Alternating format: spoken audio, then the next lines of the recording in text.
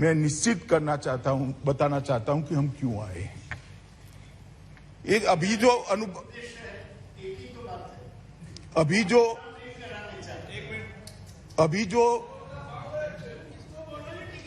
जो तीनों निगमों के 10 साल चलने के बाद चीजें सामने आई हैं, वो ये है कि तीनों निगमों के बीच में नीतियों के बारे में एकरूपता नहीं है।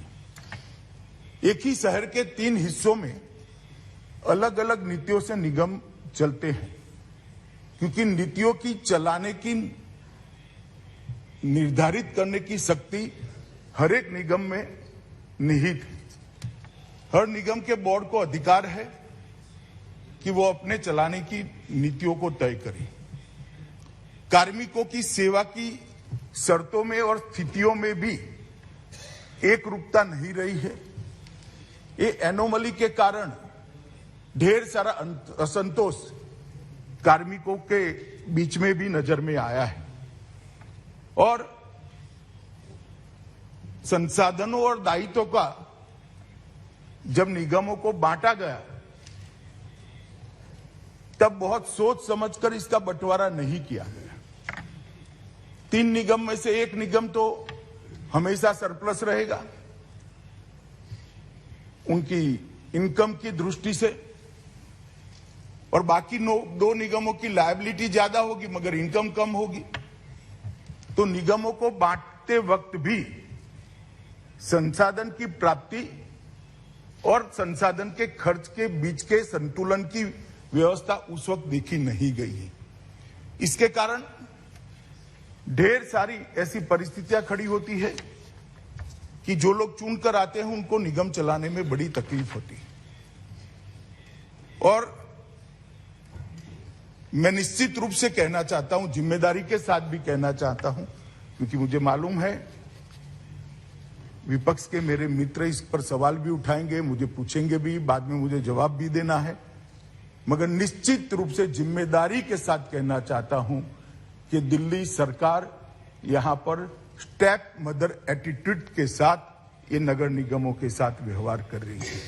एक सौतेली मां जैसा व्यवहार हो रहा है और इसके कारण ये सारे नगर निगम अपनी ड्यूटियों का, अपने दायित्वों का निर्वहन करने के लिए अपने आप को पर्याप्त संसाधनों से लैस नहीं पा रहे। इसलिए ये जो बिल लेकर मैं आया हूं उसमें इतने उद्देश्य ये बिल के द्वारा मैं सदन के सामने रखना चाहता हूं। जो 3 नगर निगम है इसको एक कर फिर से एक बार दिल्ली नगर निगम एक बनाया जाए। संसाधन और सहकारितावादी और सामरिक योजना के दृष्टि से एक ही निगम पूरे दिल्ली की सभी सिविक सेवाओं का ध्यान रखेगा तो ये उचित होगा।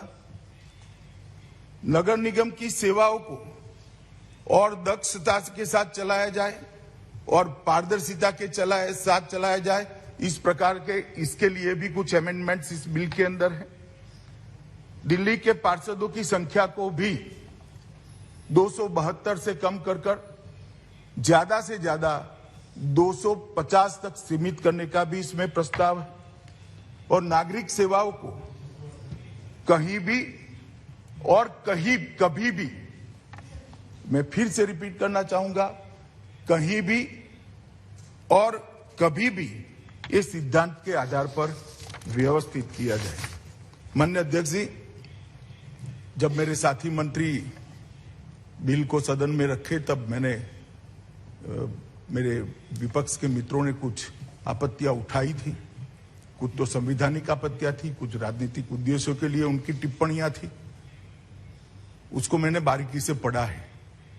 फिर भी अगर आज वो ज्यादा स्पष्टता चाहते हैं तो मैं करने के लिए तैयार हूं, मगर मेरा आप सभी सदन के सदस्यों से अनुरोध है कि बिल को दलगत राजनीति से ऊपर उठकर देश की राजधानी की व्यवस्था का मामला समझकर बहुत गंभीरता के साथ हमने सोचना चाहिए।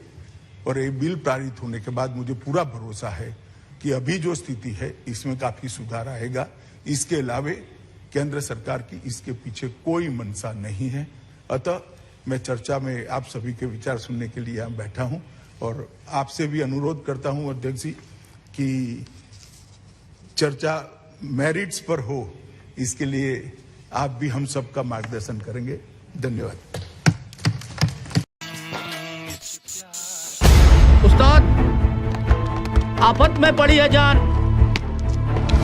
उस्ताद, उसके हाथ में तलवार है।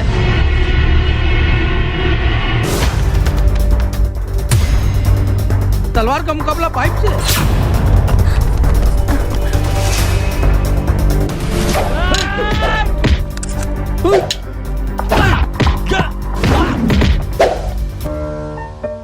अरे वाह, आप तो हीरो हो।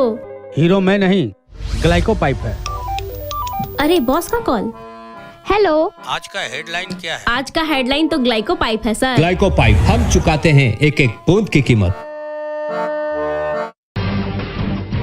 जब टूटती है आस, जब थकती है सांस, जब रूठते हैं अपने, मुंह मोड़ता है जमाना, जब अंगड़ाई लेता है संकल्प, फिर बनती है कहानी, बनते हैं अनमिट निशान। देखिए मेरे साथ संघर्ष की दास्तां।